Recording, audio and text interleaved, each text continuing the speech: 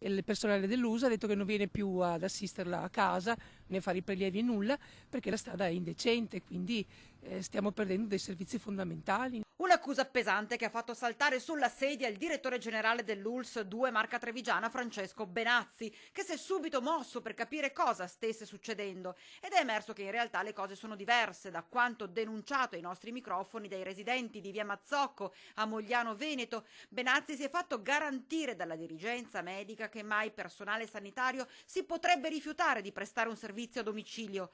Tutto era sorto, lo ricorderete, dopo che si era sollevata la polemica per le condizioni disastrose in cui versa la strada. Buche profonde, ovunque, tanto che addirittura alcuni anziani sono costretti a non uscire di casa perché rischiano di inciampare e farsi male.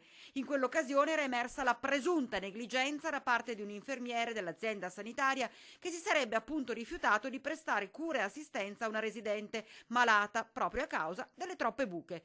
Di certo sarebbe stata una mancanza decisamente deprecabile, ma i cittadini possono stare tranquilli, conferma il direttore Benazzi, che ha garantito: se avessimo avuto anche solo il minimo sospetto di un'azione del genere, avremmo subito fatto partire un'indagine interna.